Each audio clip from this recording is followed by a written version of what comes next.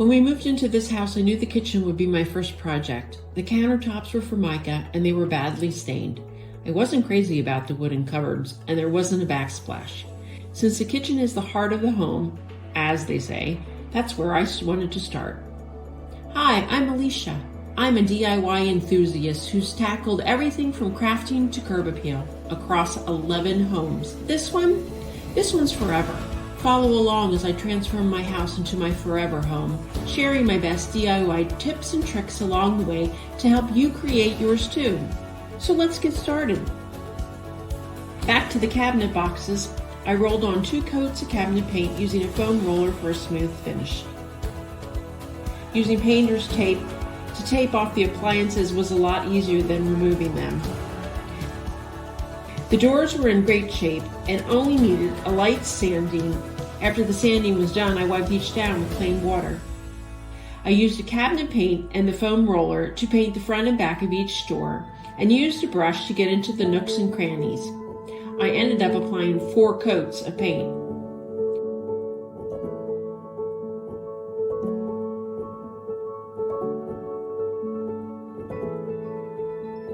Next was the kitchen island. We removed the top and the drawers and the doors. Here's a tip. When you remove the hardware, keep it all together in a labeled bowl or plastic bag. I wanted the island to look like its own piece of furniture, and the easiest way to do that was with beadboard. After measuring everything out, I tried to use my small circular saw to cut it, but it really ripped up the board. So I ended up using my trusty jigsaw. It was easy cutting from then on. Did you notice the top of my work table? Yep, that's the top of the island that we removed. It's sitting on a cupboard that I ripped out of house number 9 when we renovated that kitchen. After the beadboard was cut, I added adhesive first and then nailed the board to the island. I didn't need a lot of adhesive, but it gave me assurance that the beadboard wouldn't fall off. Now to paint. I could have painted the beadboard before I put it onto the island, but then I would have to go back and fill the nail holes and touch up the paint, so this was just easier. Sanding the island doors was very quick and easy, just like the cabinet doors. Here's a tip. Line your painter's pan with aluminum foil for easy cleanup. I painted the island a darker shade than the cupboard to give it a nice contrast. A butcher block countertop was surprisingly less expensive than I thought, and I could install it myself.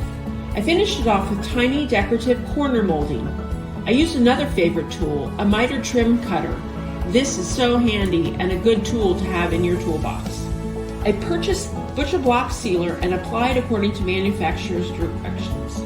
I love the way it brought out the wood grain. I reattached the freshly painted doors and drawers. Then, using a cabinet hardware jig, I made the holes and inserted the simple knobs. My husband and I removed the rest of the old countertops, but had the new ones professionally installed, along with a deep stainless steel sink and faucet. Now that the countertops were in, it was time for the backsplash. Using an adhesive tile mat made it a lot easier than applying thinset to the walls. I'd like to give a shout out for laser levels. Whoever invented this tool was a genius. I lined up the tile. The first one is the most important, so that took the most time. And then I was off to the races. One dumb thing I did was to put up all the tile on one wall and then went to bed thinking I'd work on it the next day. Well, the adhesive tile mat is sticky, but when I came down the next morning, half the tile had fallen off the wall. So, pro tip, grout as you go. Another good DIY tool to have in your toolbox is a tile cutter. You can buy one for around $100 and they're not as scary as using a wet saw. So here's another confession. I have tiled before and I'm not sure why it looks like I don't know what I'm doing. You shouldn't use a metal putty knife to apply mortar. Luckily, it didn't scratch the tile. Tiles up, so on to the floating shelves. I marked the studs using painter's tape, drilled the holes, and installed the metal brackets. For the shelves, I wanted them wide, so I used stair treads. I cut them to size and stained them early American. I applied finishing paste, which wasn't going on as smoothly as I wanted, So I used my paint edge tool and an old rubber scraper to apply the wax. That works great. Shelves are up and installed.